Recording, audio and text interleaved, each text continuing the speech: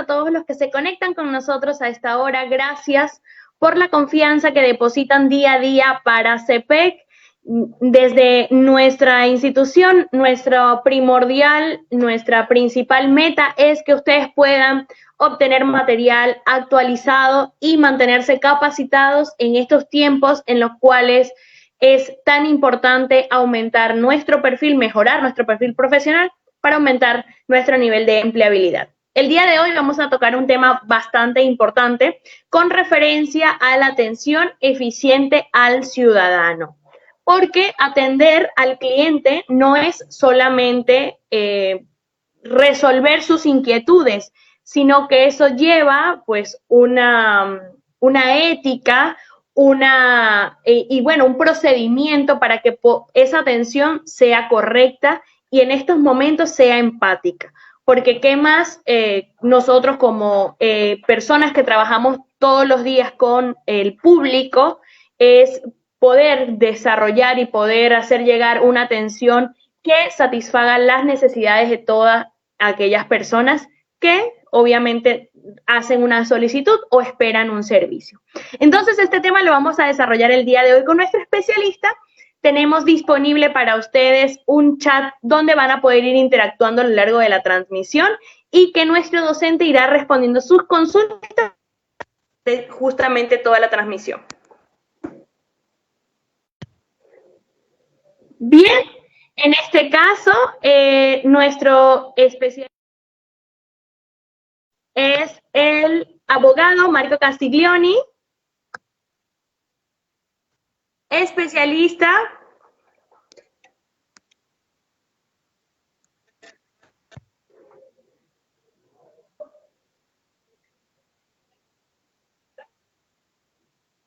Sí, nuestro especialista el día de hoy es el abogado Marco Castiglioni, especialista en gestión pública, administración gubernamental, ciencia política, gestión estratégica en gobiernos locales y regionales y en formulación y evaluación de proyectos.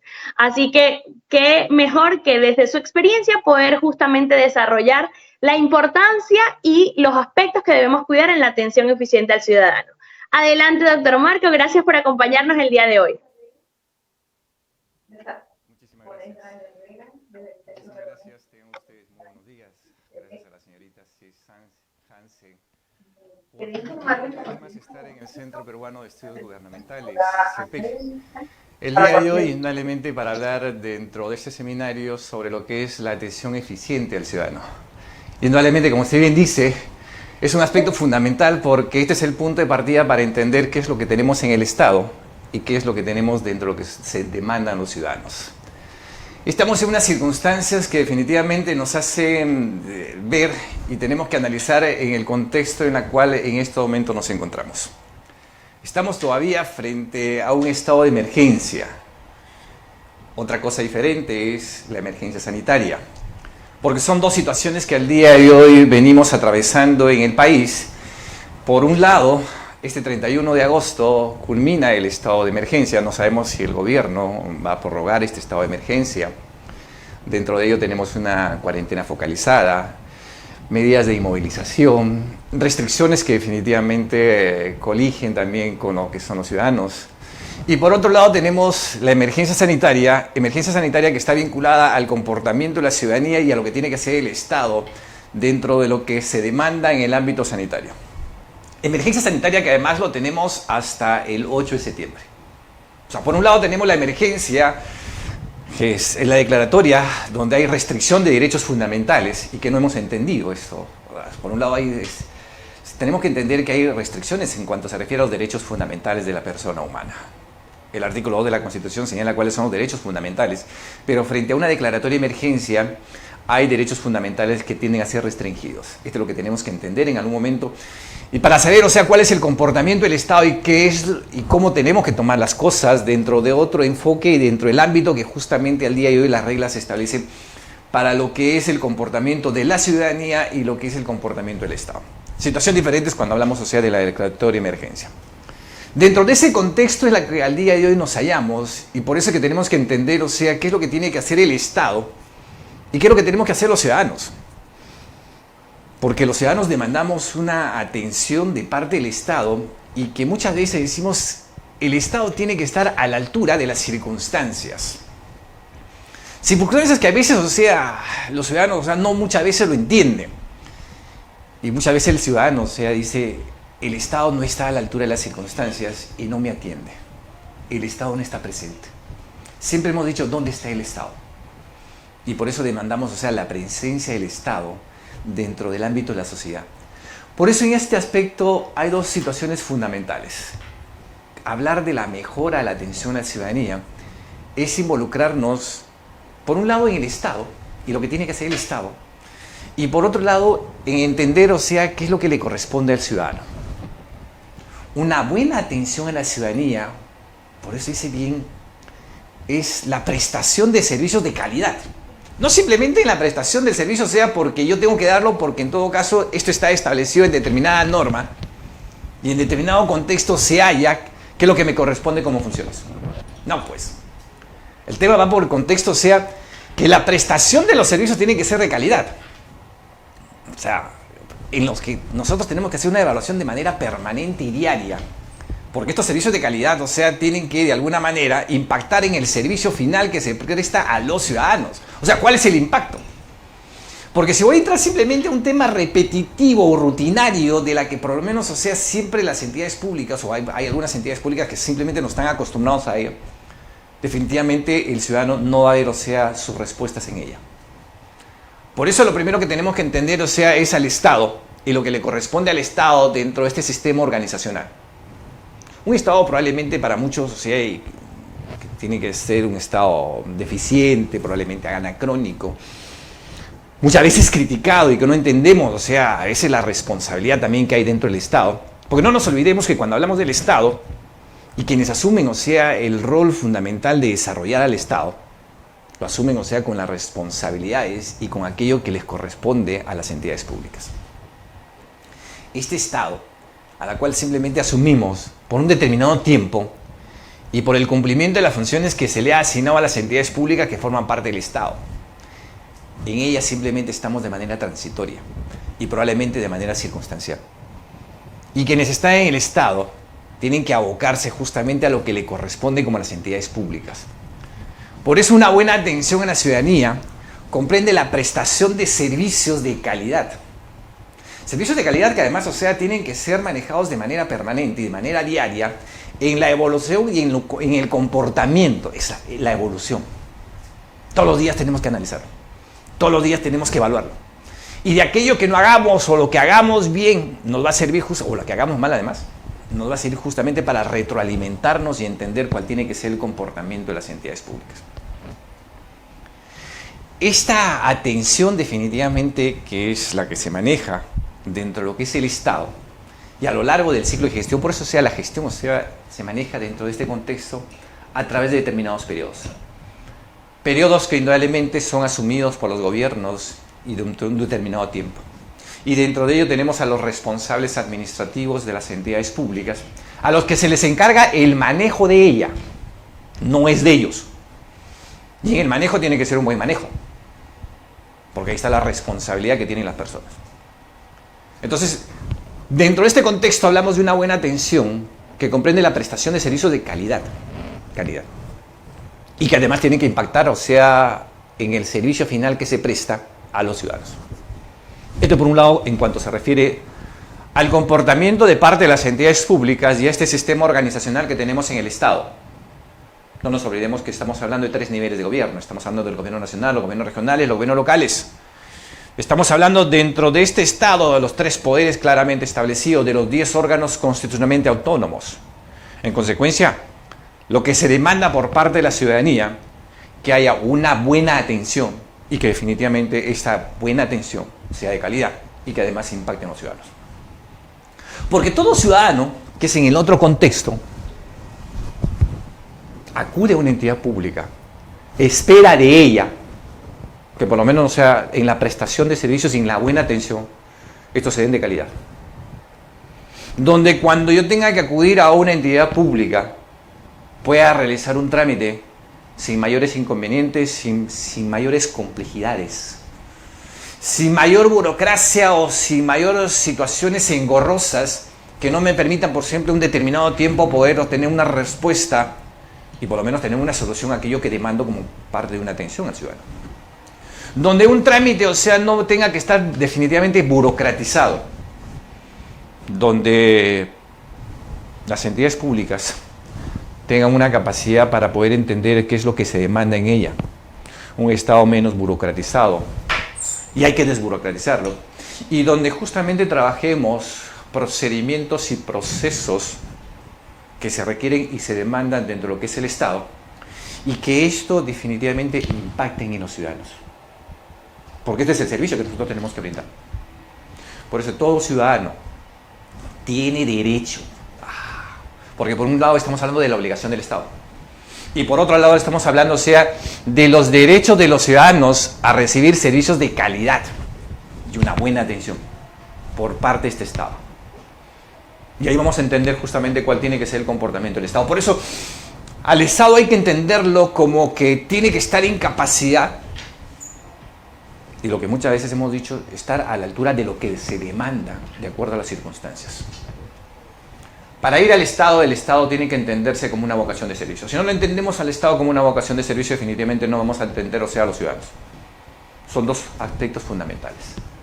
Por eso, por un lado, tenemos a las entidades públicas que forman parte de esta estructura organizacional del Estado, y por otro lado estamos hablando de los ciudadanos que esperan de este Estado una respuesta, una atención, una prestación de servicios, pero de calidad. Y donde justamente estemos complacidos y tengamos la satisfacción de haber entendido cuál es el comportamiento que tiene que ser el Estado. Por eso, cuando hablamos de esta mejora en la atención a la ciudadanía, no solo en esta circunstancia en la que tengamos a estar en estos momentos, sino en el comportamiento regular que tiene que tener el Estado y las entidades públicas, se señala justamente que tenemos que tener en este primer enfoque una administración pública, que es el responsable, que es el encargado de manejar lo que es las entidades públicas y establecer el comportamiento que tiene que tener el Estado. Una administración pública moderna. Moderna porque indudablemente no solo, o sea, en los últimos años hemos venido hablando, o sea, de la modernización de la gestión pública como un tema repetitivo, pero hay que entender la modernización en aquellos cambios que justamente tienen que desarrollarse de manera permanente y de manera diaria. O sea, la modernización simplemente no está en todo caso, o sea, en contar los días o los años o los meses y los cambios que en todo caso, o sea, pretendemos hacer. No, ¿cuál es el ámbito de la modernización? El próximo año vamos a cumplir 200 años de la proclamación de la independencia del Perú, y por eso hablamos del Bicentenario. Las últimas normas desde el año 2000 y todo aquello que se ha venido manejando es justamente con una visión hacia el año 2021. Pero lo que tenemos que entender, o sea, cuál es esta modernización a la que tenemos que llegar y cuáles son los pilares que definitivamente hemos establecido para hablar de esta modernización. Esto por un lado. Porque tenemos que hacer la modernización, o sea, dentro de la eficiencia de las entidades públicas, ¿sabes? Esta modernización. No solo dentro de lo que se refiere, o sea, al diseño estructural del Estado o las entidades públicas, en cuanto se refiere, o sea, a reformar o a modernizar las entidades públicas. No solo a los cambios que pudieran darse en el ámbito de la legislación. Legislación que a veces, lamentablemente, o sea, lo dejamos de lado. Y legislación que probablemente a veces no le hacemos un seguimiento. Por eso, cuando hablamos de contar con una administración pública moderna, la modernización indudablemente se va dando a través de las normas que de manera permanente se emiten por parte dentro del Estado y por parte de las entidades públicas. Solo en este año 2020, por citar un ejemplo o un caso en particular. En lo que va de este año 2020, el Congreso de la República ya ha llegado a aprobar y además promulgadas, debidamente publicadas por las normas legales del Diario Oficial del Peruano, 24 leyes.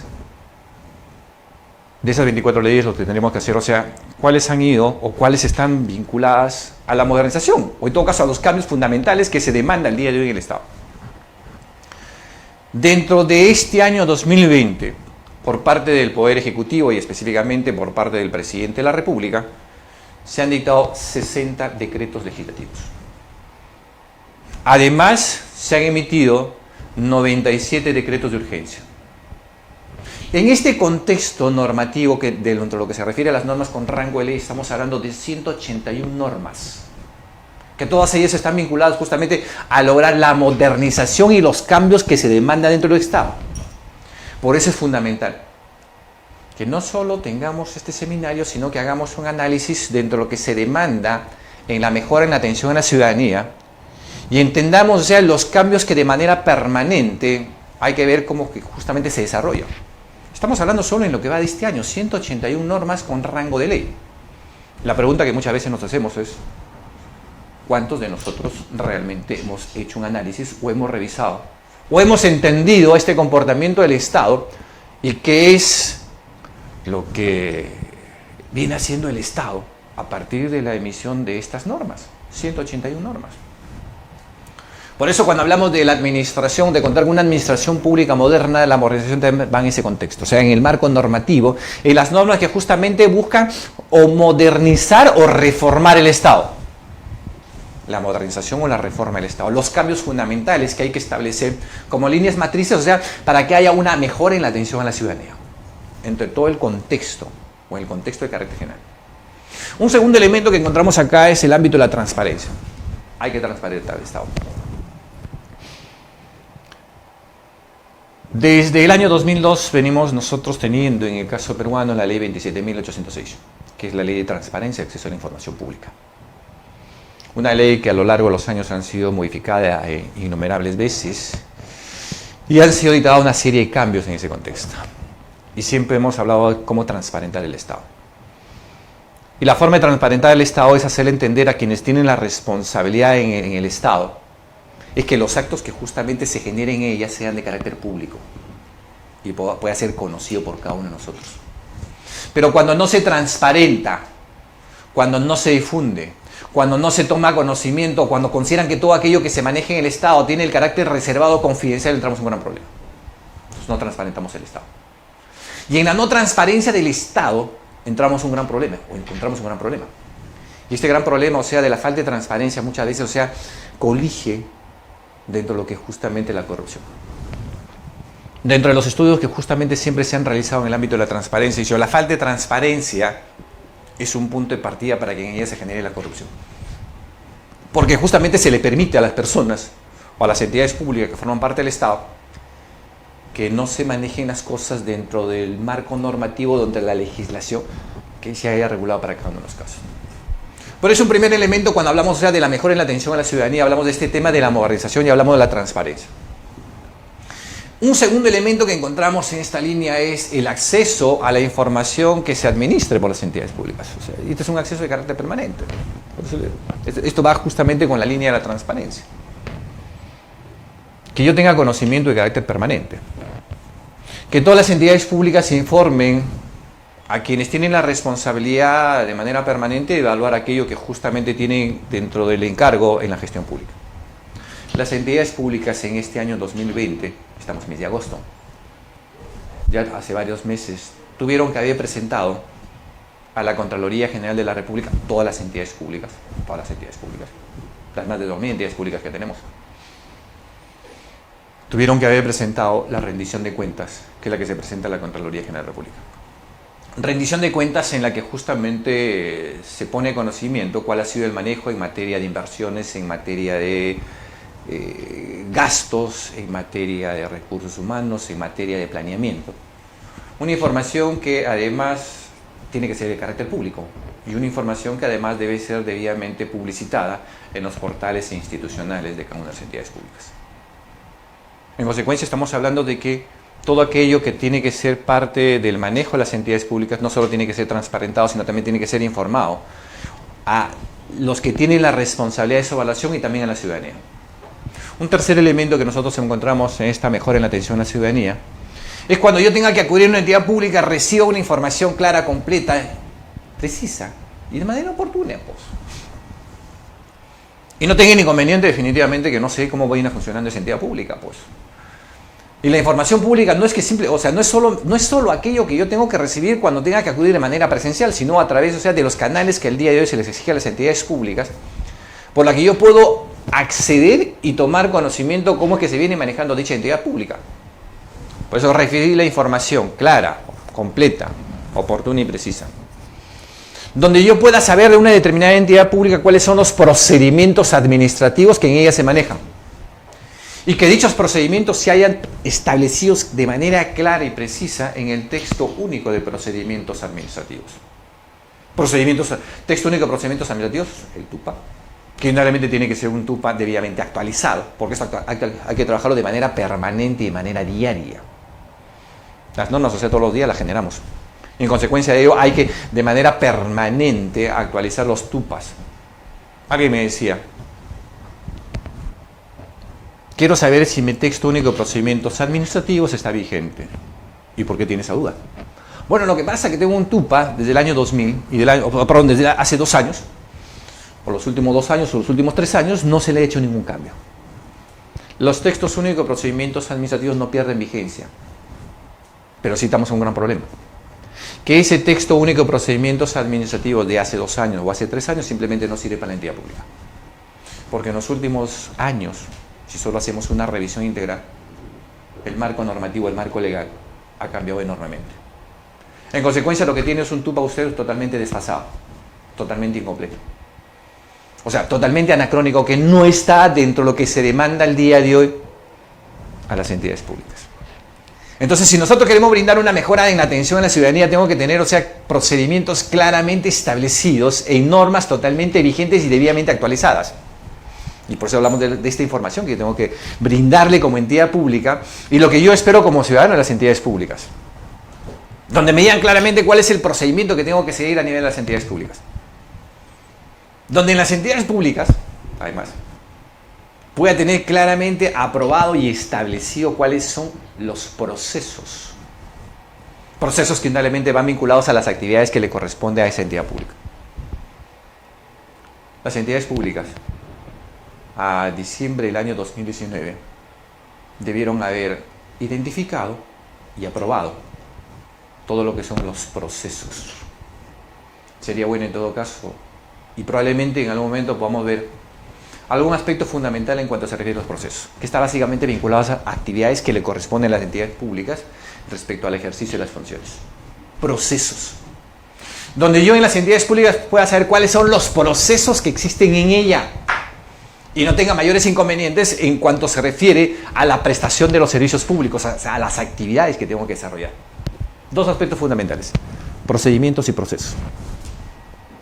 Porque yo, cuando tenga que acudir justamente a una entidad pública, debe estar debidamente regulado y debidamente precisado y pueda obtener una información de aquello que justamente le corresponde a las entidades públicas. Otro de los aspectos, indudablemente, estamos hablando dentro de esta mejora en la atención a la ciudadanía, es los horarios de atención. La atención o la prestación de servicios en el Estado parte de la propia Constitución, aquello que justamente le corresponde al Estado, y no solo al Estado, sino también a los servidores que forman parte del Estado, los horarios que tiene que tenerse.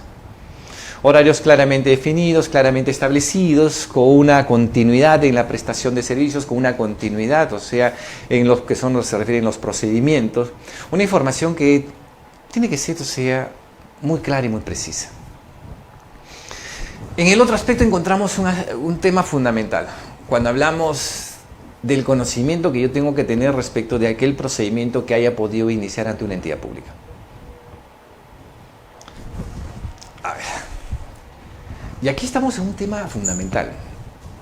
En los años 80, yo tenía que acudir, o en todo caso teníamos que ir de manera permanente a una entidad pública para que pueda agilizar algún trámite de lo que yo le había demandado a una entidad pública. Si no iba a hablar con el responsable o con los responsables de la entidad pública, si no hacía un tema de espera, si no me ponía a hacer una cola o quería sacar una cita justamente para poder hablar, definitivamente el trámite de aquel procedimiento que yo tenía en marcha no caminaba. Entonces estaba frente a un tema que era un gran problema. Entonces, para que en todo caso pueda agilizarse mi trámite, o para que en todo caso el trámite pueda caminar dentro de lo que es una entidad pública, tenía que definitivamente ir todavía y hablar con los responsables, porque no había la intención de parte de la entidad pública en el contexto y en el ámbito de que este procedimiento podía acelerarse o podría caminar solo. Esto por un lado. Y por otro lado, definitivamente no conocía el estado del procedimiento o el estado del trámite respecto a este procedimiento. O sea, todavía tenía que acudir a la entidad pública. Situación que en estos tiempos, o sea, debiera haber cambiado, o sea, enormemente. Porque dentro del lugar que yo pueda estar, yo simplemente pueda tomar conocimiento en qué situación, o sea, tengo el trámite, o sea, de aquel procedimiento que yo le he demandado por parte para que haya una atención a las entidades públicas. No interesa de la forma, entonces, no tendría necesidad, o sea, de recurrir todavía a la entidad pública e ir para conversar con los responsables y simplemente poder acceder a la entidad pública y tomar conocimiento cuál es la situación de aquel procedimiento, cuál es la situación de aquel trámite que yo vengo siguiendo en la entidad pública. Entonces no podemos pretender que todas las personas tengamos que necesariamente para que mi trámite pueda agilizarse, tenga que acudir a la entidad pública. No, pues. O sea, este contexto es que tenemos que cambiarlo. Todo aquello que se refiere respecto de un procedimiento, un trámite, debe seguir su curso real y legal. Su trámite normal. Su procedimiento que se haya establecido a través del marco legal correspondiente. Si tienen que otorgarme una licencia de funcionamiento, la licencia de funcionamiento al día de hoy. Si no requiere una inspección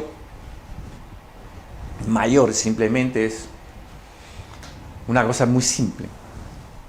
Eso es parte de un procedimiento de aprobación automática y que la licencia de funcionamiento debo tener en 2 días.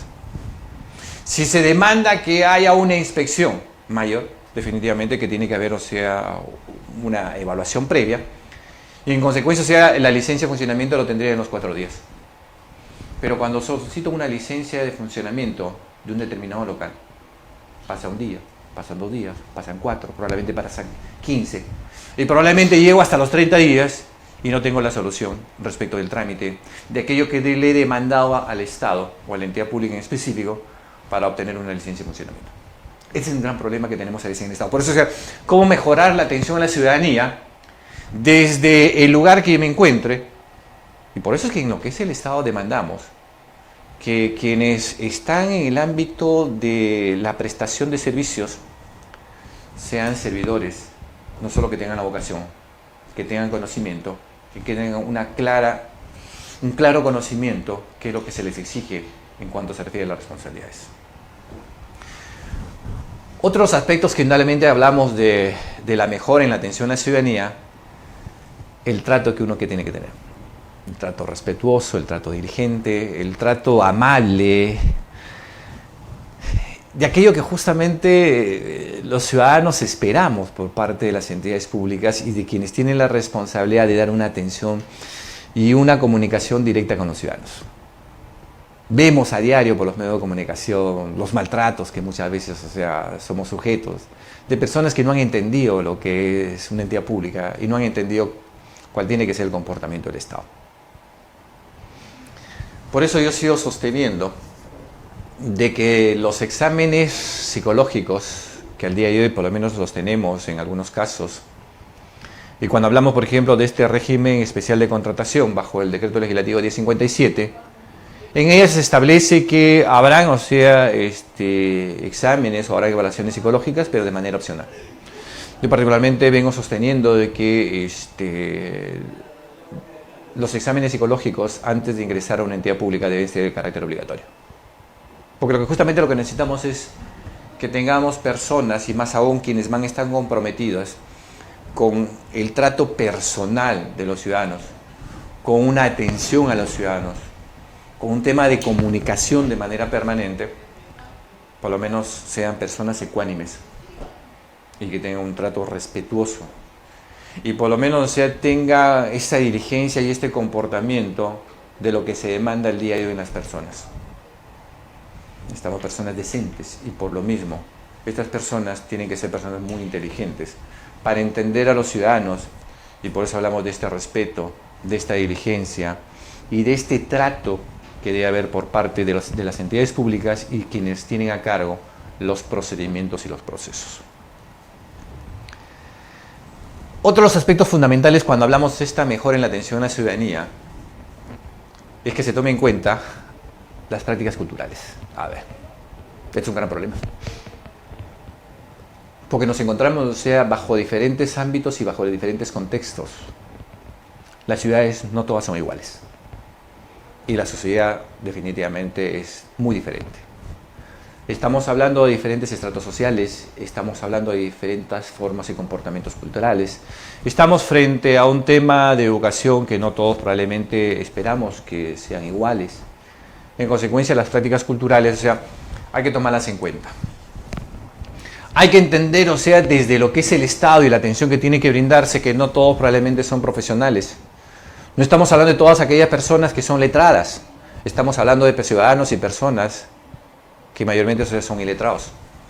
Estamos hablando no solo en el caso de Lima, sino en el ámbito nacional cuando encontramos personas que son quechua hablantes, que son aymaras. Personas que indudablemente no entienden y probablemente nunca han entendido, o sea, nunca han entendido lo que es una entidad pública.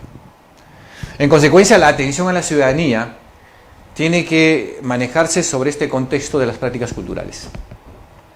Estamos ante poblaciones y ante ciudadanos que marcan toda una diferencia dentro de lo que es la formación. Aquellos que tienen un desarrollo desde el ámbito de una zona costera como la sierra o la selva, y la diferencia inclusive la tenemos en el ámbito de la que se halla en un contexto urbano respecto de la población que la que tenemos en el ámbito rural. 1874 circunscripciones territoriales tenemos en estos momentos. Distritos, provincias. De ella, tenemos simplemente 571 que están consideradas urbanas. Las restantes están consideradas circunscripciones rurales, donde la población mayoritaria supera el 50% a la población urbana. Supera el 50%. En consecuencia, estamos hablando de una población eminentemente rural. 1.303 circunscripciones rurales tenemos en el país. 1.303. Esto bajo un informe elaborado por la Presidencia del Consejo de Ministros. Si tenemos 1.303 circunscripciones, o sea, que son rurales, estamos hablando, o sea, que tenemos una población mayoritariamente, o sea, en el ámbito rural. Entonces, cuando hablamos, o sea, de que la atención a la ciudadanía tiene que ser tomada desde estas prácticas culturales, hay que entender, o sea, de dónde provienen estas personas. Y probablemente no todos puedan tener el conocimiento y no todos, o sea, tengan, o sea, el desarrollo profesional que muchas veces se demanda o se quiere que deban tener los ciudadanos. Por eso que el Estado tiene que estar a la altura de estas circunstancias, por la diversidad de personas y aquello que justamente tenemos dentro de lo que es el Estado. Otro aspecto fundamental que tenemos dentro de lo que es la mejora en la atención a la ciudadanía es esa espera razonable al momento de ser atendido. No, pues. No puede ser posible que una persona tenga que esperar o hacer primero todo un tema de trámite y tener una espera en tiempo innumerable. No, pues. O sea, por eso hablamos, o sea, de una espera razonable, pues. Dentro de un tiempo que se demande y dentro de lo que justamente está establecido en la atención a la ciudadanía. Por eso al día de hoy tenemos que entender de que en el Estado hay que hacer la evaluación por el cumplimiento de metas. Por el cumplimiento de metas. Y la mejora en la atención debiera estar justamente en esta línea.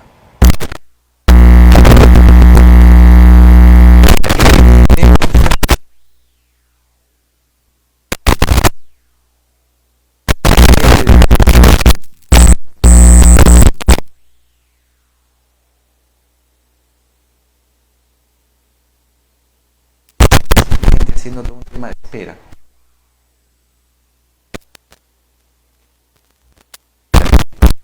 Hay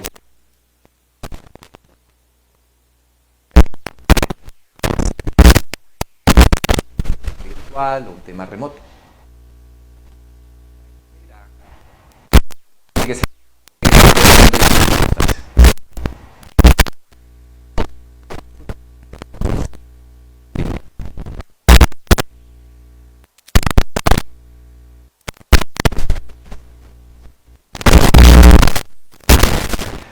aquí hay un aspecto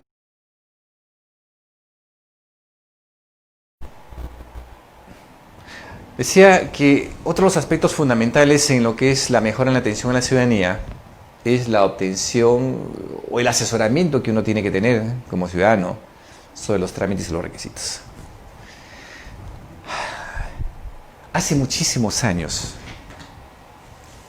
en el interior del país, y esto lo he encontrado mucho fuera de la ciudad de Lima, cuando yo decía, vamos a manejar todo aquello que se refiere a lo que es el trámite documentario, pero el trámite documentario tiene que ser manejado siempre por personas que tengan cierto conocimiento, cierta capacitación, cierto manejo, y entender cómo justamente funciona la entidad pública en la que presta sus servicios y entender cómo funciona el Estado. Por una razón fundamental. Porque yo soy un ciudadano común y corriente y voy a una entidad pública respecto de que en ella puedo realizar algún trámite o pueda iniciar algún procedimiento. Y en consecuencia, cuando yo acudo a una entidad pública es para que alguna persona, y más aún que tiene la responsabilidad de este trámite documentario o esta recepción documental, pueda ayudarme, pueda asesorarme, pueda explicarme, pueda decirme qué es lo que tengo que hacer y cuál es el camino a seguir en esta entidad pública respecto a un determinado procedimiento o de un proceso. Pero cuando te encontramos a una persona que no tiene mucha idea, o por lo menos no sabe, o no tiene conocimiento de lo que es un procedimiento o un proceso, y no me sabe explicar, encontramos un gran problema. Y por eso tenemos muchas veces el desagrado de los ciudadanos cuando van a una entidad pública, porque no hay una persona que les sepa explicar respecto a lo que es un procedimiento o lo que es un proceso. ¿Cuáles son los trámites que debiera tener o cuáles son los trámites que yo debiera seguir? ¿Cuáles son los requisitos en cada uno de los casos? ¿Qué es lo que tengo que hacer? ¿Cómo tengo que presentarme? ¿Cómo es el manejo de lo que tiene que haber en cada una de las entidades públicas? En algún momento le preguntaba a unas personas en un evento de carácter público o abierto, cuando las circunstancias nos permitían, era presencial un evento, dije, me gustaría saber que empecemos a definir lo que es un procedimiento administrativo. Porque ustedes, siendo responsables de la oficina de trámite documentario, o lo que se llama muchas veces la recepción documental, una de las primeras definiciones que uno tiene que conocer es cuál es el procedimiento administrativo o qué es el procedimiento administrativo. Y no he encontrado o no encontraba respuestas. Cuando vemos este desconocimiento por parte de las personas que tienen la responsabilidad donde tenga que iniciarse un procedimiento administrativo, o sea, no tienen conocimiento qué es un procedimiento administrativo o no saben explicar a los ciudadanos qué es un texto único de procedimientos administrativos, estamos frente a un gran problema.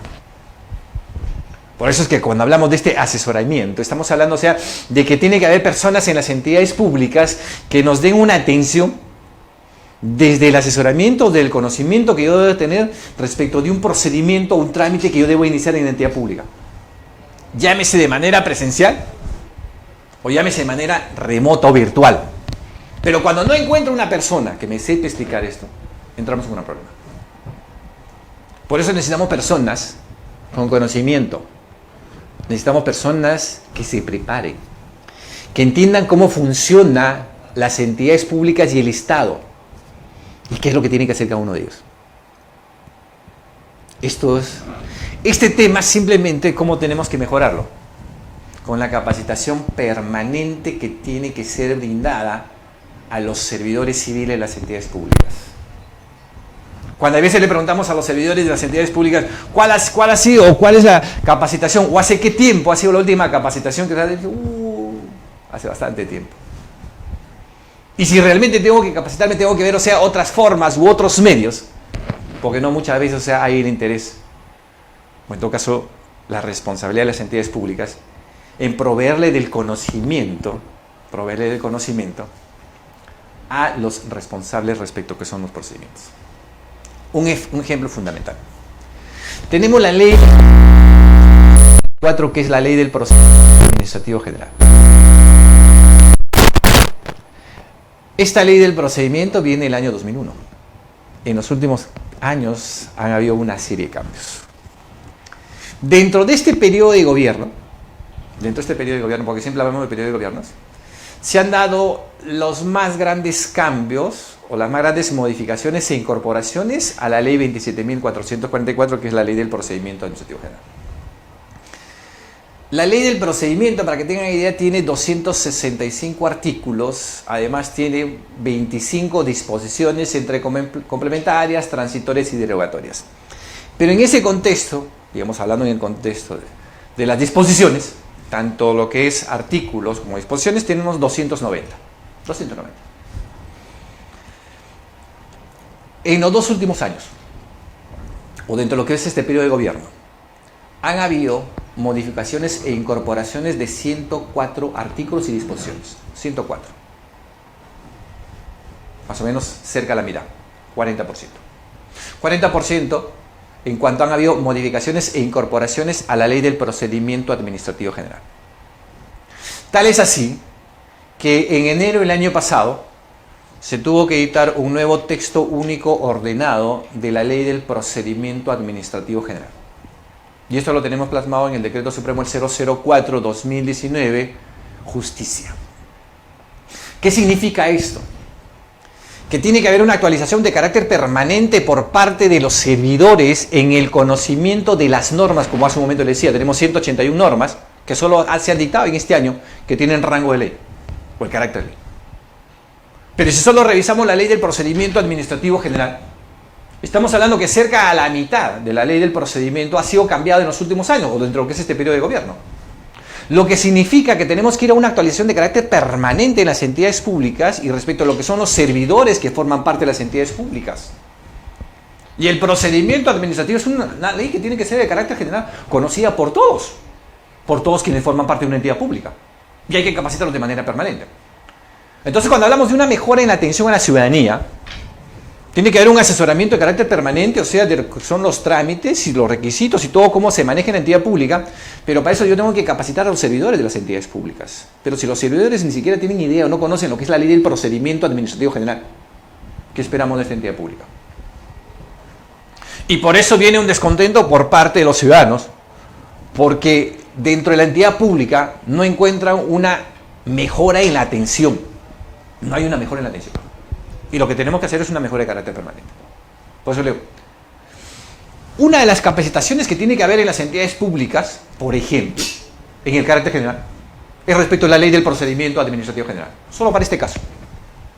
Donde todos sepan, por lo menos, cómo funciona la ley del procedimiento administrativo general. Esto es un tema de cultura general. Este es un tema de carácter general. Y en la ley del procedimiento, todos debieran ser capacitados. Así simple. Probablemente hay normas mucho más específicas o técnicas que no van a requerir todos los servidores de una entidad pública. Pero en el caso de la ley del procedimiento administrativo general, sí, señores. Todos tienen que conocer. Porque este es el manejo diario que tenemos a nivel de las entidades públicas. Y por eso tiene que, cuando yo acudo a una entidad pública, los servidores tienen que estar a la altura de las circunstancias, de lo que yo le demando justamente a las entidades públicas y de la capacidad que tienen que tener los servidores en ella. Otros aspectos que definitivamente, por eso esto tiene que ver con la ley del procedimiento, pues y con todos los trámites. Que yo pueda presentar toda la documentación dentro de un procedimiento administrativo. Que no tenga ningún impedimento. No solo presentar, sino también no me pueden exigir aquello que justamente está prohibido, pues. Que me pida, señor, usted tiene que presentar copia de su documento nacional de identidad. Señor, eso está prohibido. Usted al día de hoy no me puede pedir eso. Pues. Eso no forma parte de un requisito dentro de lo que es un procedimiento de carácter administrativo. Entonces, cuando hablamos respecto a lo que es un procedimiento y la mejora en la atención a la ciudadanía, no solo aquello que justamente se demanda entre el procedimiento, sino lo que yo tengo como prohibido pedir. De manera permanente nosotros tenemos, pronunciamiento de parte del INDECOPI. El INDECOPI, como entidad pública, tiende a velar justamente por los intereses, de los ciudadanos y de los consumidores. Claro. Y nosotros recurrimos a la entidad, al INDECOPI, o a denunciar, o el INDECOPI de manera permanente desarrolla un tema de fiscalización a nivel no solo, independientemente del ámbito privado, sino cuando hablamos de las entidades públicas, para poder evaluar de aquello que justamente viene exigiendo dentro de lo que son los procedimientos. Y por eso es que en el caso del INDECOPI vemos de manera permanente resoluciones donde declaran barreras burocráticas. Y la barrera burocrática no es otra cosa más que la exigencia ilegal de aquellos requisitos que no forman parte del marco legal correspondiente. De aquello que se me exige como parte, o sea, de un procedimiento, o como parte, o sea, de una autorización, que definitivamente la norma no la contempla. Donde yo en la práctica me invento de requisitos, establezco procedimientos sobre la base de lo que yo considero.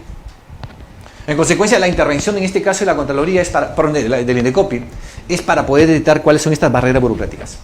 Y dentro de estas barreras burocráticas, justamente lo que hace el INDECOPI se pronuncia, y en este pronunciamiento definitivamente declara inaplicable respecto de determinados procedimientos, determinadas situaciones, o de repente, o sea, la norma en concreto. Dice, esta norma es inaplicable, porque no corresponde a aquello que forma parte de las funciones, y la exigencia, en este caso, forma parte de un hecho totalmente arbitrario. Entonces, no tendríamos que esperar, en todo caso, que el INDECOPI tenga que pronunciarse. Esto hay que trabajarlo de manera permanente, qué es lo que podemos hacer y qué es lo que no podemos hacer. Vamos en esta línea.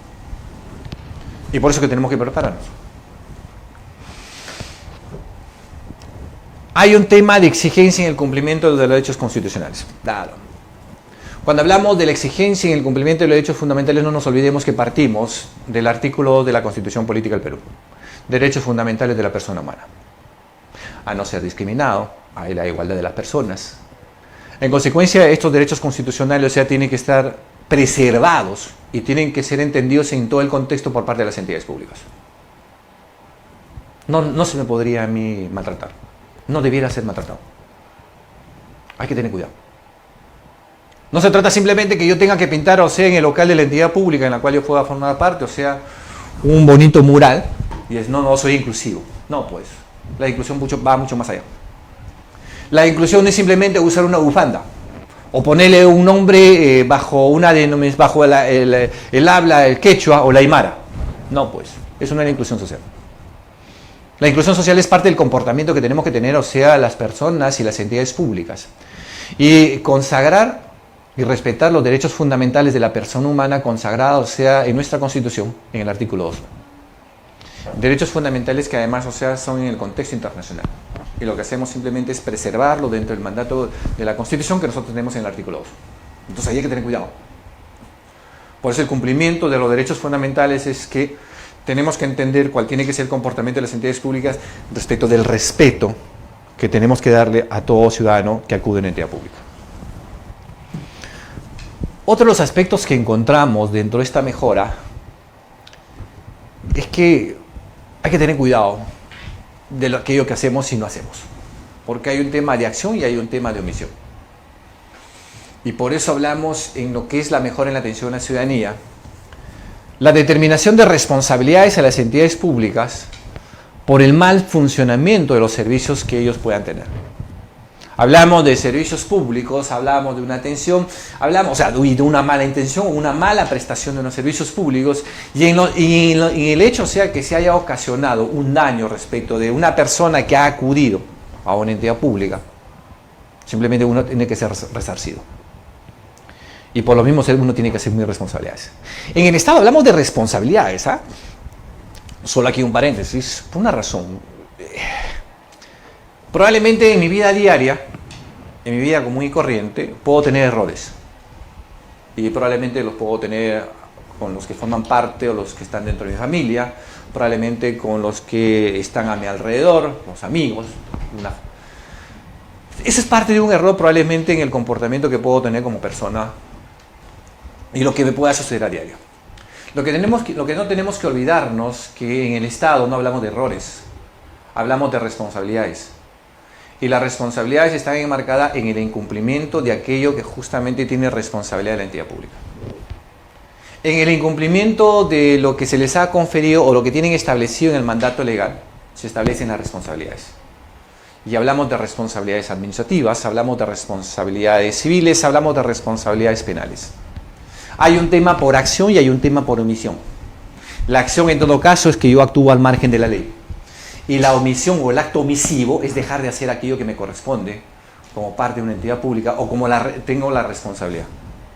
Por eso cuando le escuchaba al alcalde del distrito de Los Olivos decir que él no tiene responsabilidad, yo decía, disculpe, no tendrá responsabilidad en su casa. Hay que tener cuidado. Pero él sí tiene responsabilidad porque hay un tema omisivo. porque definitivamente tenía que haber fiscalizado todos los locales que justamente tiene bajo su jurisdicción. Ese es lo que se llama omisión de deberes funcionales, dejar de hacer aquello que justamente forma parte de tus funciones. Porque si yo soy una entidad pública y tengo la responsabilidad de cautelar que haya un control de carácter permanente de aquello que justamente se me ha asignado como responsabilidad, hay una responsabilidad en lo que se llama omisión de deberes funcionales.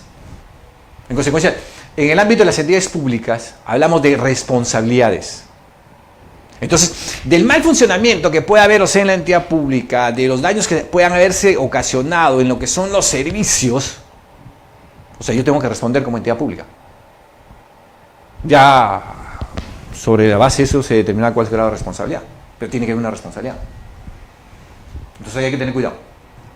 Pues quienes están de manera directa en el ámbito de las entidades públicas tienen que entender que el comportamiento de los servidores, o sea, tiene que ser de la mejor forma, porque en ellas simplemente estamos de manera transitoria, de manera circunstancial.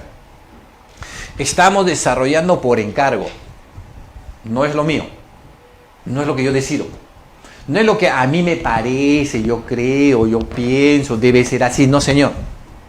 En el ámbito de lo que es el Estado y en el ámbito de lo que es la gestión pública, el ejercicio de las funciones es sobre la base de lo que se haya regulado a través de las normas correspondientes, a través de la normatividad y el mandato legal. Es el comportamiento de las entidades públicas y de los servidores. No es lo que yo creo. No, esto tiene que ser así, porque esto me parece, no señor. Eso probablemente usted lo pueda desarrollar en su comportamiento privado, en otros espacios, en otros ámbitos. Pero en el Estado, el comportamiento que se tiene por parte de las entidades públicas está debidamente reglado, está debidamente regulado. Y aquello que no estaba regulado, hay que regularlo. Y aquello que en todo caso hay que corregirlo en la regulación, hay que corregirlo.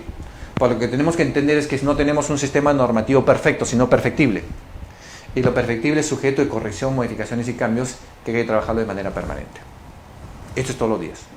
Por eso hablamos, ya, yo en la parte inicial decía, tenemos al día de hoy 24 leyes, decretos legislativos que se han dictado 60, decretos de urgencia son 97, normas con rango de ley que son en total 181, que de alguna manera, o sea, buscan una mejor atención de la ciudadanía, pero desde el Estado. O sea, dentro de lo que es la mejora primero del Estado, para que haya una mejor atención a la ciudadanía. 181 normas. 181 normas que de alguna manera debiéramos tener conocimiento, debiéramos revisarlo. Y debiéramos saber, o sea, cuál es el alcance y el ámbito de cada una de ellas. Por otro lado, lo que tenemos es que en la mejora de la atención de la ciudadanía también no solo está los aspectos vinculados a los servidores, sino también a los espacios que tienen que haber en ella. Las condiciones de acceso o accesibilidad que tienen que brindarse. Para toda persona, para toda persona. No solo cuando hablamos para las personas que puedan tener una determinada discapacidad. Porque cuando yo tenga que acudir a una entidad pública, puede encontrar escaleras y espacios donde yo pueda desplazarme. Pasamanos, lugares en los cuales no tenga que recurrir a las escaleras. Hoy he tenido que subir 7 pisos. Porque no funciona un bebé. No funciona el elevador. En consecuencia estamos frente a esos hechos. Tenemos que hablar, o sea, de entidades públicas que no tengan un impedimento y no dificulten a las personas que realmente tengan que acudir respecto de un trámite o un procedimiento. Donde la atención no solo tiene que ser por parte de los servidores, sino también el lugar y los espacios donde justamente se van a tener que brindar tienen que ser los más adecuados y tienen que ser los mejores. Y por eso tengo que habilitar, por eso es que tengo que poner. Y en general lo que tenemos que buscar además es una administración pública responsable, donde el Estado asuma aquello que le corresponde. Cuando escuchamos a personas o vemos a personas en la cual muchas veces dicen yo no tengo responsabilidad, ahí hay que tener cuidado. Por una razón. Solo en el carácter general y en el contexto de lo que tenemos que tener para el caso particular de la administración pública, tenemos que saber claramente que el sistema organizacional que tenemos dentro de lo que es el Estado viene de la Constitución y el marco legal correspondiente, que son las normas que parten dentro de lo que es este desarrollo constitucional. Entonces, la administración pública en general se desarrolla, tiende a desarrollarse, a mérito de las normas y de aquello que se les ha determinado como competencias y como funciones. Lo que tenemos en el Estado, pues hablamos, una administración pública responsable. Lo que tenemos que entender es cuáles son nuestras competencias. Competencias que vienen de un marco constitucional o un marco legal. Competencias que les corresponderá a cada uno de los niveles o a cada uno de los poderes. Y a partir de esas competencias, cómo es que se desarrollan y cómo es que se trabajan las funciones para cada una de ellas. Competencias y funciones. Y un tercer elemento dentro de esta línea. ¿Cuáles son las atribuciones de cada una de ellas? Competencias, funciones, atribuciones. Esta administración pública y esta gestión pública que tiene que entender, o sea, cuál tiene que ser el manejo responsable en términos generales.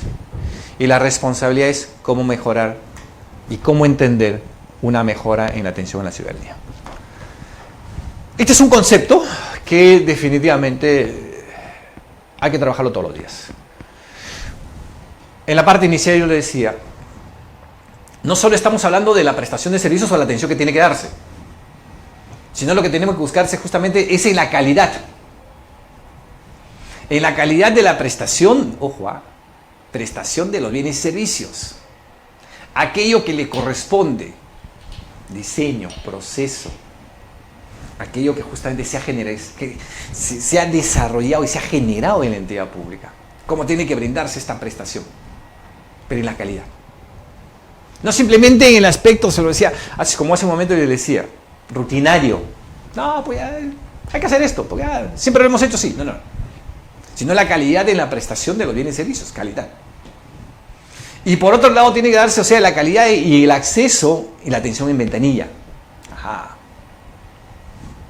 Entonces, estamos hablando, y cuando definimos qué es la calidad de los bienes y servicios, comprende cuáles son las acciones. Acciones desde el diseño y el proceso de producción. Diseño y producción. ¿Cómo se diseña? ¿Cómo se produce? De acá a la Z. ¿Cómo se genera y hacia dónde tengo que ir? ¿Cuál es el procedimiento o cuál es el proceso que justamente tengo? Procedimiento, proceso.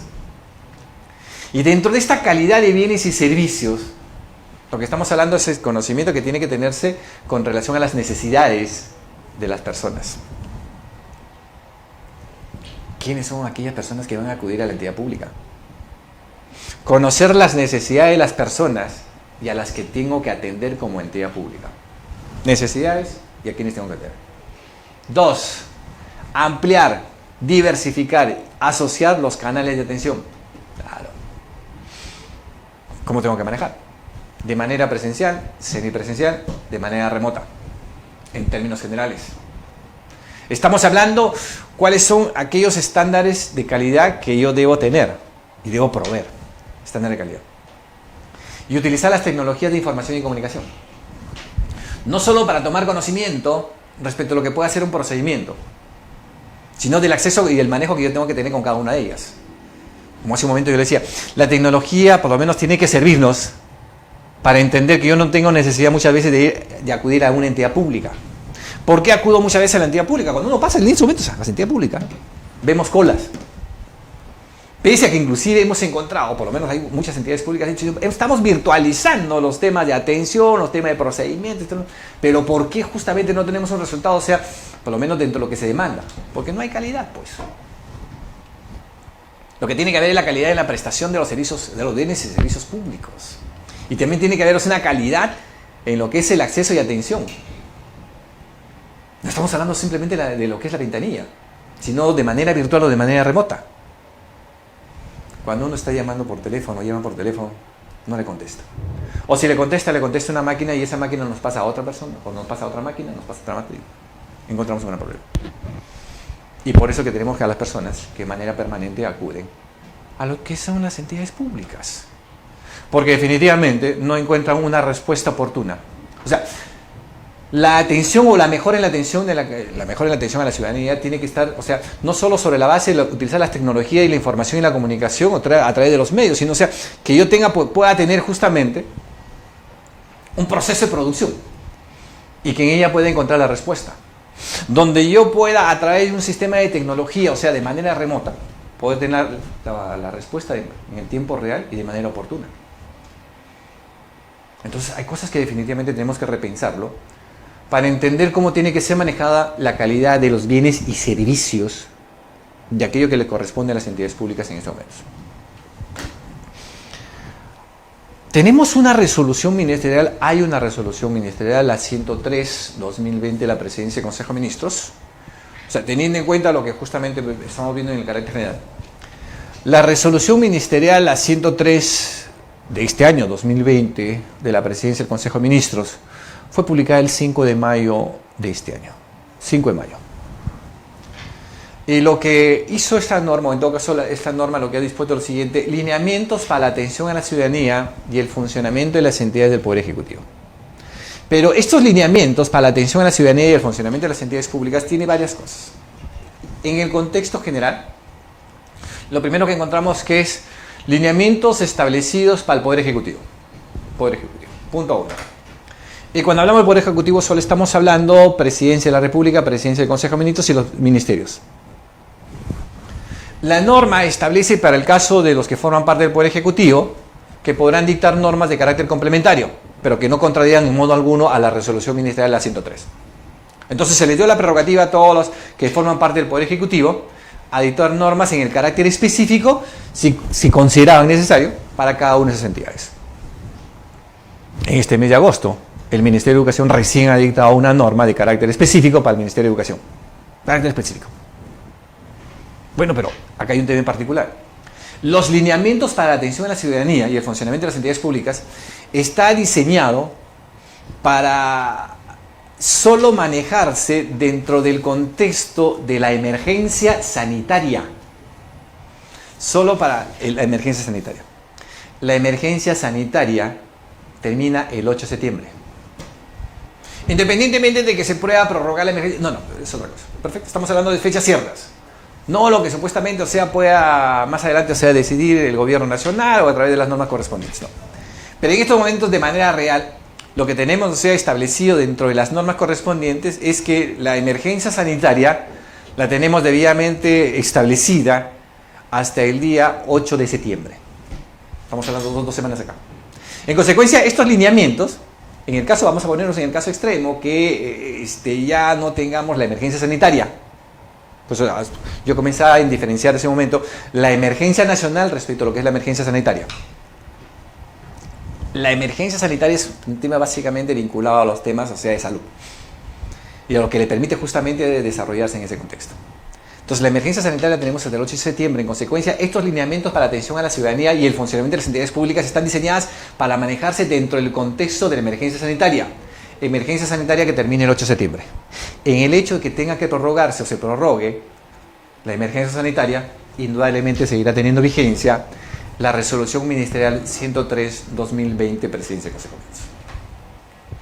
Pero, y dentro de ello, lo otro que justamente se establece estos lineamientos dice lo siguiente: que los gobiernos regionales y los gobiernos locales podrán acogerse a los lineamientos establecidos en esta resolución ministerial. O sea, le da la posibilidad a los gobiernos regionales y a las municipalidades para que puedan tomar en cuenta estos lineamientos y puedan utilizarlos sin ningún inconveniente.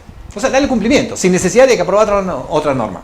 Pero si el gobierno regional o la municipalidad ha considerado que tenga que aprobar una norma, tampoco no hay inconveniente. Pero me parece bien que en todo caso, porque eso sí he revisado, la gran mayoría de municipalidades no ha aprobado ningún tipo de lineamiento o norma en el carácter específico cómo debe funcionar o cómo debe darse la atención a la ciudadanía. Entonces bastaba simplemente que la municipalidad puede emitir un decreto en esa naturaleza, un decreto de alcaldía, en la cual, se acoge a los lineamientos establecidos para la atención a la ciudadanía, regulada en la resolución ministerial 103/2020 de la Presidencia del Consejo de Ministros. Entonces, tenemos una norma en el carácter general que ha establecido el comportamiento de las entidades públicas en cuanto se refiere al funcionamiento y a la atención a la ciudadanía. Muy rapidísimo. Establecer, promover y difundir la implementación, canales de atención y todo aquello que se refiere justamente a la entrega de bienes y servicios. Entonces, canales de atención. Y cuando hablamos de los canales de atención, no solo estamos hablando de aquello que se refiere de manera presencial. Entonces, hablamos, o sea, de esta norma que viene en mayo. Estamos hablando, o sea, no solo que tenía que manejarse dentro de lo que es manera presencial, sino también, o sea, de manera semipresencial o de manera remota. Entonces, por lo mismo, o sea, en este contexto, se da la posibilidad, la adopción de canales, o sea, telefónicos o digitales. Por eso hablamos, o sea, de manera, o sea, ya remota o de manera digitalizada. Se da la posibilidad. Lo segundo, la digitalización de los trámites. Ventanillas virtuales. Promoción de la simplificación administrativa. En consecuencia, debemos entender al día de hoy que las entidades públicas, por lo menos ya deben tener establecido, y tienen que tener establecido, la digitalización de los trámites. Y que de alguna manera también tengamos, o sea, las ventanillas virtuales. Donde yo no tenga necesidad de que tenga que acudir a la entidad pública a presentar, o sea, de manera física todo un expediente, sino de manera virtual pueda presentar, o sea, todo un expediente respecto de un procedimiento administrativo. Al día de hoy tenemos también una habilitación dentro de la ley del procedimiento administrativo hasta fines de este año para que los procedimientos administrativos no solo se presenten o se manejen de manera física, sino también de manera virtual. Entonces, eso estableció un decreto legislativo. En consecuencia, o sea, ahí tenemos ya una salida para entender, o sea, que todos los trámites no van a tener que ser, o sea, necesariamente de manera presencial o de manera física, sino de manera virtual. Pero hablar de la manera virtual también es que las entidades públicas tienen que estar a la altura de lo que se demanda en esos momentos. Y la verdad no tenemos al día de hoy la capacidad de las entidades públicas. No porque probablemente no quieran ellos, sino porque tenemos un gran problema con los sistemas de la tecnología. Si hablamos en el contexto nacional, en el ámbito de la tecnología, entramos en un gran problema. Entonces, si yo quiero realizar un determinado trámite con una entidad pública que se encuentra al interior del país y que en esa entidad pública no tienen la tecnología que al día de hoy tenemos, o sea, un grupo privilegiado, entonces estamos en un gran problema. Entonces no podríamos hablar, o sea, de ventanillas virtuales, no podríamos hablar, o sea, de la tecnología, no podríamos hablar de estos canales digitales que indudablemente el día de hoy se demandan en lo que es el Estado. Entonces vamos a tener que seguir teniendo las formas presenciales que en estos momentos venimos manejando. Lo otro que encontramos justamente es el acondicionamiento que tiene que darse dentro de lo que son los espacios físicos, claro. Estamos hablando de espacios físicos porque indudablemente estamos hablando de una atención, o sea, presencial, donde la entidad pública puede establecer todo aquello que justamente tenemos al día como parte de los requisitos. Las colas, el distanciamiento, la limpieza, los pasamanos, todo aquello que justamente tenemos que acondicionar. Las zonas físicas que justamente tiene que haber. Porque estamos hablando, o sea, de la atención de manera presencial. Por eso le digo, el ciudadano común y corriente quiere acudir. Va, en todo caso, a acudir a las entidades públicas porque definitivamente quiere manejarse dentro de un ámbito presencial, etc. Y lo otro que encontramos también, o sea, es redoblar los protocolos de limpieza. Todo aquello que justamente se demanda. Sí. La limpieza es fundamental. Solo en este contexto, a ver, han pasado muchísimos años desde que tuvimos el cólera para nuevamente hablar de la limpieza y para hablar del lavado de manos. Pareciera que no hemos aprendido o no aprendimos la lección del lavado de manos cuando tuvimos, o sea, la epidemia del cólera. Esto me hacía recordar justamente cuando vino la epidemia del cólera. Y en la epidemia del cólera dijeron, señor, la única posibilidad de que una persona no pueda ser contagiada por el cólera, lavado de manos. O sea, nuevamente tuvimos que recurrir al aprendizaje del lavado de manos. Entonces, el tema de la limpieza y la desinfección de ambientes no solo tendría que ser, y no solo tiene que ser, en época de pandemia, sino tiene que ser como parte de un tema de enseñanza de carácter permanente y lo que tienen como responsabilidad de las entidades públicas. Donde yo pueda acudir a una entidad pública y encuentre por lo menos la limpieza y la desinfección de sus espacios. No espacios tuburizados, no espacios, o sea, acordes, o sea, para la población. Espacios donde uno pueda tener la tranquilidad y la seguridad de que de alguna manera no pueda ser contagiado por ninguna situación ajena. Eso tiene que ser garantía de parte de las entidades públicas. Lo otro que encontramos es lo siguiente.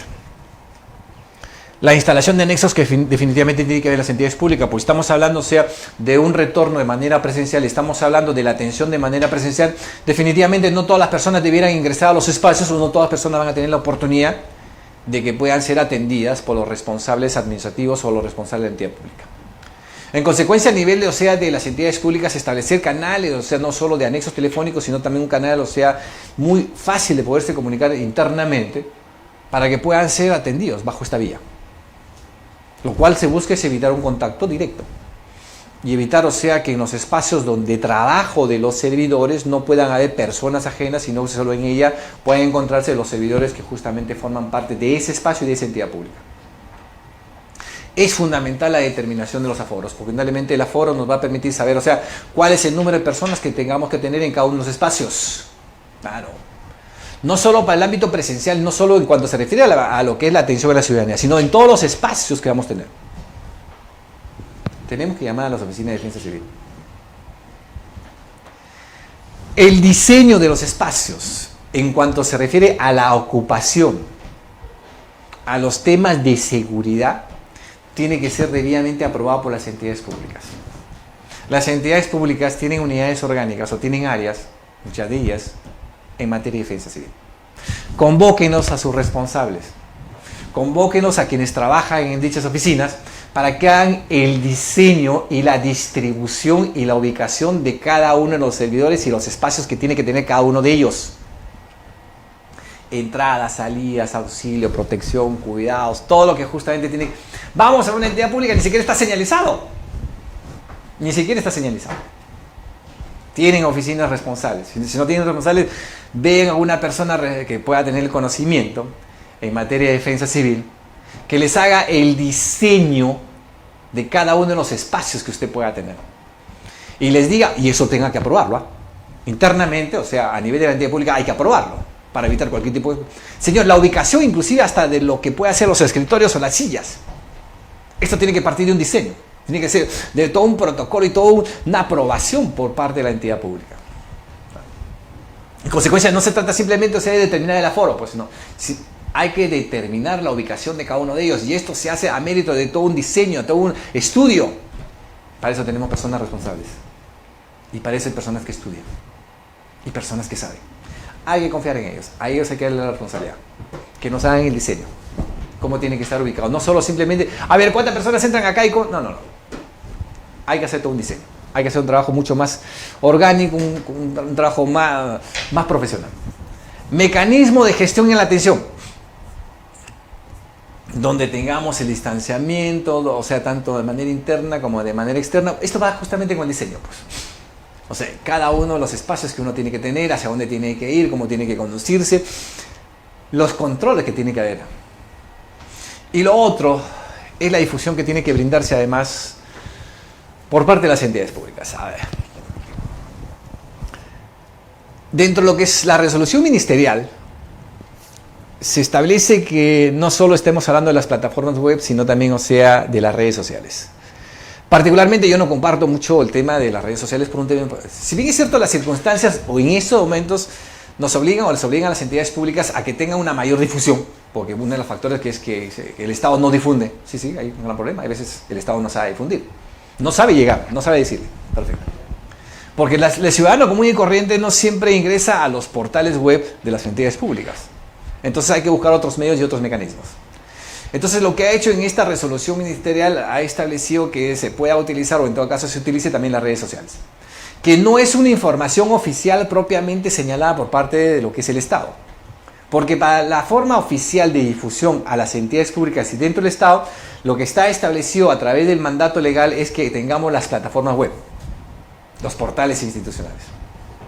Donde además tenemos el portal, o sea, de transparencia estándar, donde tengamos que difundir toda información que se nos exige a las entidades públicas. Entonces la difusión es en los portales, las plataformas web, por un lado. Pero si hay que utilizar probablemente, no de manera oficial, las redes sociales, perfecto, pero no es un medio oficial. Entonces cuando me dicen a mí, señor, ¿dónde está difundido? Muchas veces yo le reclamo o le pido, señor, pero he buscado en la página de la entidad pública. Señor, no lo ponemos en la página. ¿Y por qué no lo pone en la página? Está en las redes sociales. Yo no tengo redes sociales. No accedo a las redes sociales. En consecuencia, no es mi medio, o sea, de difusión ni comunicación. Mi medio oficial y la oficialidad, o sea, a través de las entidades públicas, son las plataformas web. No lo que se publica en las redes sociales. Entonces, después hay que tener cuidado. En consecuencia, o sea, lo que yo tengo que regular a través de las entidades públicas es la forma de difundir, la forma de llegar. Lo que muchas veces se ha criticado al Estado es que no sabemos difundir, y no sabemos llegar, y no sabemos explicar. El ciudadano no muchas veces sabe lo que se está impartiendo por parte del Estado. El Estado en general es un mal difusor. Debe saber, o sea, difundir. Tenemos muchas personas inteligentes en el Estado que saben difundir. A ellos hay que preguntarles cómo difundir, cómo llegar, cómo saber qué es lo que tengo que decirle y darle al ciudadano para que pueda entender. En la mala difusión, o en la pésima difusión, con aquello que no se hace, entramos en un gran problema. Entonces viene el desconocimiento, pues. Y en el desconocimiento viene un descontento por parte de los ciudadanos hacia las entidades públicas y hacia el Estado. ¿Dónde está eso? La verdad no tenía la menor idea. No sabía que eso están haciendo. Primera noticia. Entonces, gran problema. Probablemente aprobamos una norma, pero nadie lo sabe. Y probablemente lo sabe simplemente el Consejo Municipal o el Consejo Regional, o probablemente lo sabe el ministro, el viceministro, pero no lo sabe más. Entonces, la difusión tiene que ser dentro de todo el contexto y el ámbito de lo que de alguna manera, o sea, debería preocuparse el Estado. El Estado tiene que saber difundir y tiene que saber llegar. Y hay que utilizar todos los medios y mecanismos que justamente se demandan en estos momentos. Hay que establecer ingresos, instalaciones, hay que retirar todo lo que se refiere, o sea, para lo que tengamos un mejor espacio, etc. Pero este es un tema de responsabilidad de las entidades públicas. Elementos que dificulten el acceso, no poner, o sea, televisores, no poner, o sea, hay que hacer un retiro de cada uno de ellos. Hay que cuidar que todas las personas que indudablemente puedan acudir, o sea, a una entidad pública, cumplan por lo menos con determinadas formalidades de toma de medición a través de los infrarrojos, limpieza, desinfección, que pueda tenerse en estos momentos. O sea, pero hay que cuidarlo, porque no sabemos si la persona puede estar de repente contaminada, entonces hay que tener cuidado. 3 elementos finales. Lo primero que tenemos es... Tenemos este decreto legislativo, el 1497, que también viene de mayo, 10 de mayo. Y el decreto legislativo 1497, permíteme, por favor. Hablamos de la calendarización de pagos.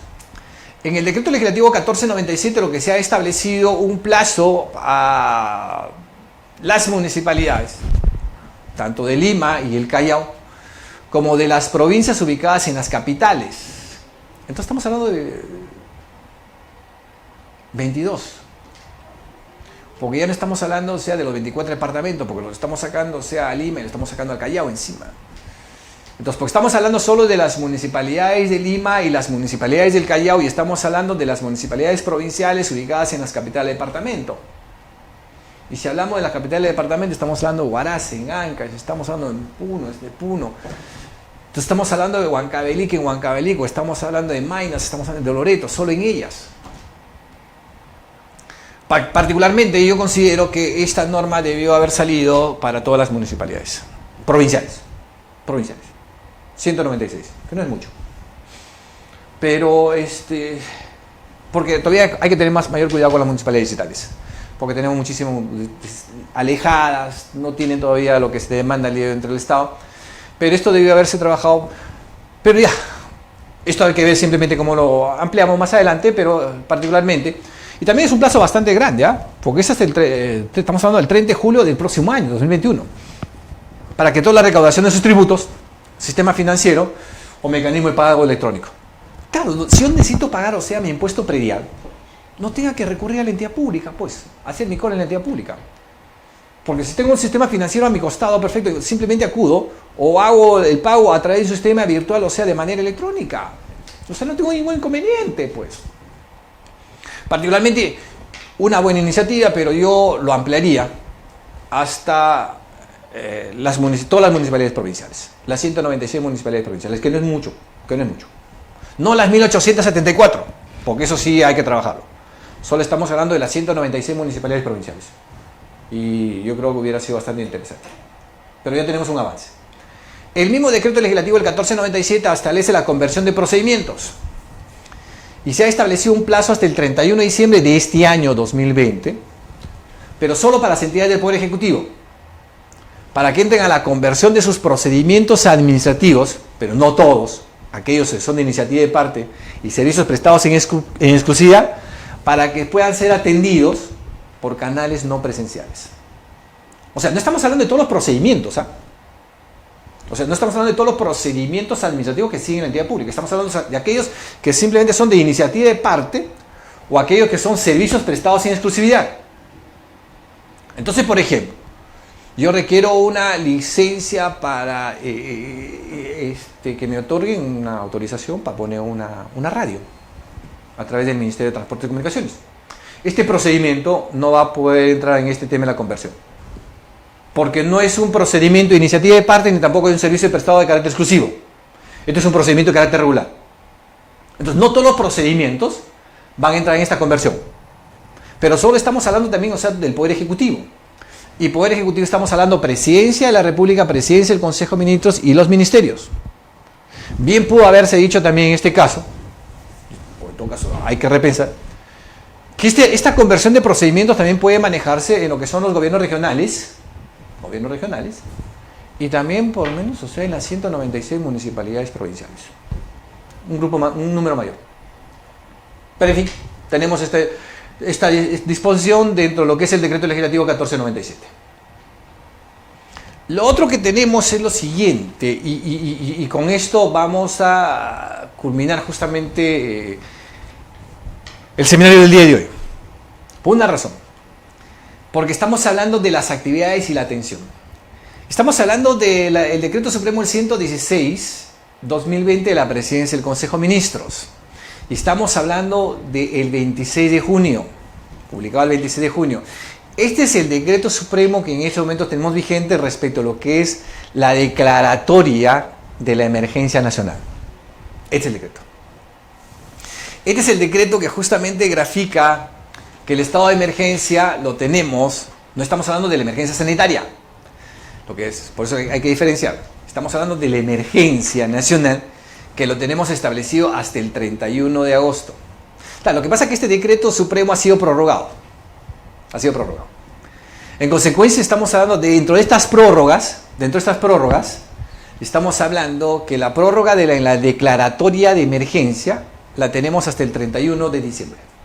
31 de diciembre. Estamos hablando dentro de este decreto supremo, conjuntamente las modificaciones que tenemos, estamos hablando de la cuarentena focalizada, la que tenemos al día de hoy. 19 departamentos, más o menos comprende. Dentro de ello tenemos a 6 departamentos en la totalidad de la cuarentena focalizada. Pero estamos hablando básicamente de 36 provincias. Estamos hablando de la inmovilización social obligatoria, que no es toque de queda, mal denominado toque de queda. Es la inmovilización social obligatoria, que para el caso de muchas ciudades, caso Lima y Callao, comienza a partir de las 10 de la noche hasta las 4 de la madrugada. En otras localidades simplemente comienza, donde está declarada la cuarentena, comienza a las 8 de la noche y se va hasta las 4 de la mañana. Estamos hablando de la suspensión de los desfiles, las fiestas patronales, de las actividades religiosas, todo tipo de reuniones sociales, políticas, culturales, y todo aquello que justamente implique la concentración de las personas. Todo estas. En consecuencia, además, o sea, de estas, por una cosa son las actividades que tenemos al día de hoy, toda esa prohibición que la tenemos hasta el 31 de agosto, y el otro lado estamos hablando de la atención. Y lo que se ha establecido dentro de lo que es la atención, es que además, o sea, dice, las entidades públicas, de alguna manera, deberán desarrollar, ojo, actividades de manera virtual. O sea, en buena hora. Se recomienda, estamos hablando de este decreto supremo. En el decreto supremo 116 se recomienda a todas las entidades públicas del sector público, y habla de los 3 niveles, el gobierno nacional, el gobierno regional, el gobierno local, deberán, o se les recomienda, desarrollar sus actividades de manera virtual. Y por eso además dice, para lo cual deberán adoptar todas las medidas pertinentes y cómo manejarse además la atención a la ciudadanía. Y en el caso de los servidores dice priorizar el trabajo remoto. Lo segundo es que las entidades públicas puedan habilitar o implementar justamente la virtualización de trámites, servicios u otros mecanismos. Pero dentro de este tema hay otro factor fundamental. Todos en aquellos que sean posibles. Por eso es lo que dice, se recomienda. El Decreto Supremo 116 no tiene el carácter imperativo o la situación taxativa, dice deberán o deben. No. La recomendación en el Decreto Supremo 116 es que se le recomienda desarrollar actividades de manera virtual, en los que sea posible. Porque realmente que hay actividades que es totalmente imposible, pues. O sea, se requiere la presencia. Hay servicios y hay actividades que tienen que desarrollarse de manera presencial por parte de las entidades públicas. Eso es innegable. Pero la recomendación dentro de este Decreto Supremo va en ese contexto. Que las actividades, o sea, puedan desarrollarse de manera virtual, punto 1. Y que las entidades públicas en todos los niveles de gobierno puedan, o sea, establecer medidas medidas para poder como virtualizar todos aquellos servicios y que haya una atención ciudadana donde justamente yo pueda virtualizar lo que son los trámites. O sea, me está recomendando esto. Lo segundo que encontramos justamente en este Decreto Supremo, que es un decreto que recomendado para poderlo revisar, porque este es el Decreto Supremo que el día de hoy lo tenemos vigente, viene de junio. Lo que pasa es que después de junio ha sido modificado hasta en 12 oportunidades. La última modificación la tuvimos ahora en agosto, o a finales de julio, porque tuvo que salir a finales de julio, porque en ella se establece la nueva prórroga de lo que es la emergencia nacional a partir del 1 de agosto al 31 de agosto. 1 de agosto, 31 de agosto. Por eso digo, de repente se prorrogará, no sabemos. Pero al día de hoy tenemos este Decreto Supremo que es el que está vigente y la vigencia la tenemos hasta el 31 de diciembre, hasta el 31, de agosto. Todas las entidades públicas pueden establecer, no es que deben. Entonces hay que tener cuidado. No es que el Decreto Supremo, la Presidencia y el Consejo de Ministros ha establecido la obligatoriedad. No. Pueden establecer mecanismos de programación de citas, de atención mediante medios digitales. ¿Por qué? Porque la norma, o sea, no tiene el carácter de obligatorio que todos los trámites o toda la atención o todos los procedimientos tengan que manejarse de manera virtual. Para eso hay recomendaciones. Por eso la entidad pública determinará la forma de atención a los ciudadanos. Si tiene que darse de manera presencial, semipresencial o de manera virtual. Porque hay procedimientos y van a haber procedimientos, o en todo caso habrán procesos, que se requiere y se demanda la presencia de los ciudadanos. En consecuencia, yo no puedo virtualizarlos. No puede ser de manera remota. En consecuencia, o sea, me obliga a que tenga que tener una manera presencial. Entonces, por eso, o sea, la recomendación más, las entidades públicas pueden programar, y la programación, o sea, tendrá que hacerlo, o sea, a través de las citas de atención al público mediante medios digitales. Eso sí es un tema extraordinario. Pero no nos olvidemos, acá hay un tema en particular, solo para redondear la idea, dentro de este Decreto Supremo. En el Archivo General de la Nación, ahí está. Es un bonito caso, El Archivo General de la Nación, estamos hablando del año 2019, en julio del año 2019, a partir de julio del año 2019, estamos hablando de ya más de un año, estableció que toda cita y toda presencia de las personas en sus instalaciones necesariamente o previamente deberán ser programadas sus citas de manera digital. Si yo necesitaba o acudir porque necesitaba revisar alguna información o requerir algún tipo de documentos o hacer la revisión que justamente a veces me obliga por diferentes circunstancias, no tenía que ir el día en la que yo probablemente tenía disponible. O el día que a mí se me ocurría. Hoy ya tengo tiempo, entonces voy a ir al Archivo General de la Nación. Porque tengo que hacer este trabajo. No, señor. Usted ya desde julio del año pasado, 2019, no podía hacer eso. Toda cita de atención al público en el Archivo General de la Nación, desde el año 2019, mes de julio, necesariamente tenía que estar programado. Y la programación tenía que hacerse de manera digital. La cita de manera digital. En consecuencia, hay algunas entidades que ya, por lo menos, o sea, sin pandemia o sin entrar a estas situaciones anómalas, ya estaban estableciendo un mecanismo diferente. Por una razón fundamental. No porque en todo caso no nos quisieran ver, sino por una razón. ¿Cuánto a mí me tendría que demandar de tiempo para ir a sacar una cita? Simplemente para yo ir al Archivo General de la Nación tenía que tomarme un vehículo de transporte que me demoraba hora y media. Hora y media. Hora y media ida, hora y media vuelta desde mi casa. Esperar en todo caso a la persona para que me venga en cita.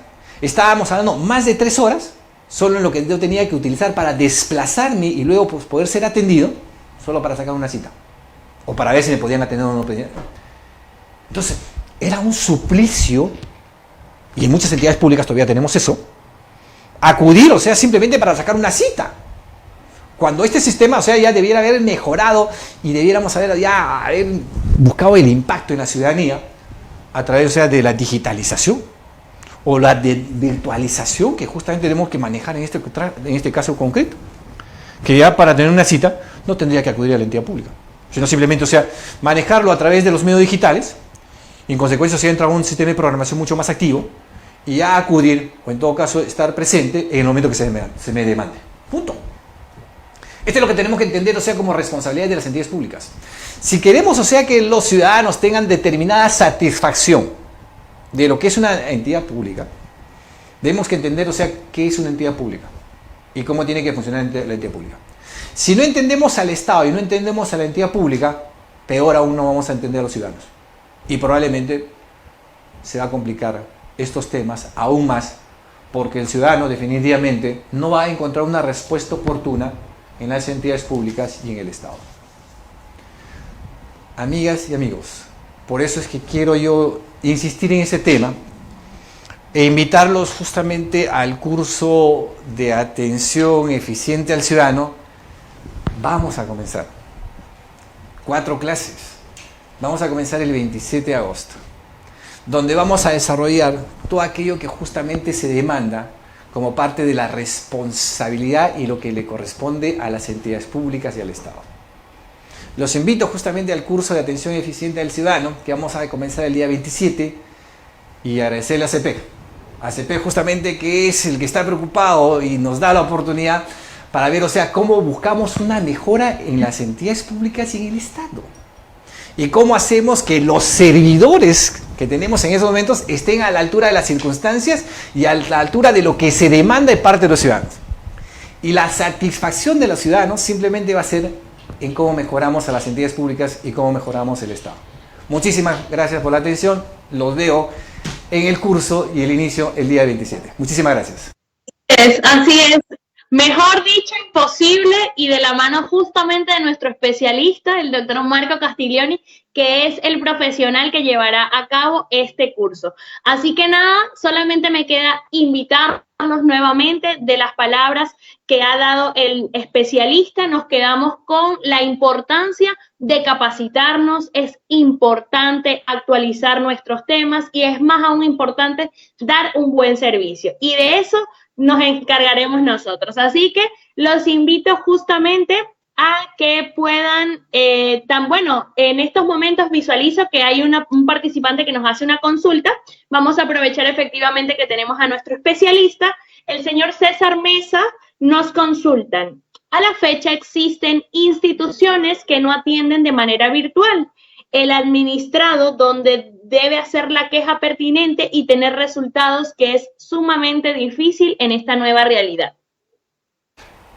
No están obligados, está como parte de una sugerencia que se ha establecido, pero en consecuencia la entidad pública sí está obligado que haya una atención presencial.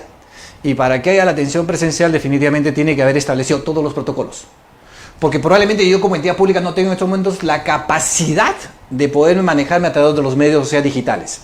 No tengo la posibilidad de poder implementar o virtualizar mis trámites.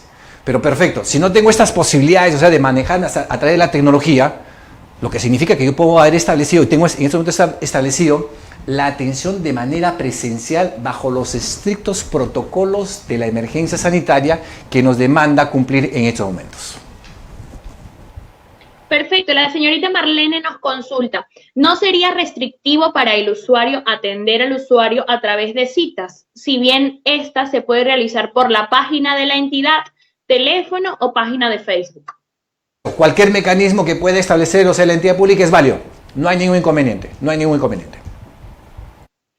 Perfecto, entonces creo que ya estas son todas las consultas. Agradecemos encarecidamente a todas las personas que se mantuvieron conectadas con nosotros a esta transmisión, al igual que nuestro especialista, siempre dándonos información de primera mano y súper actualizada.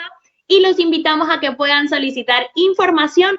El inicio es este día jueves y a todas las personas que se mantuvieron conectadas a nuestra transmisión pueden optar por un precio súper especial. Así que los invito a visitar nuestra página web, seguirnos por nuestras redes sociales y suscribirse a nuestro canal de YouTube, donde tenemos más de 100 seminarios gratuitos disponibles para ustedes. Muchas gracias y que tengan feliz tarde. Muchas gracias, doctor Gracias, Marcos. buenos días.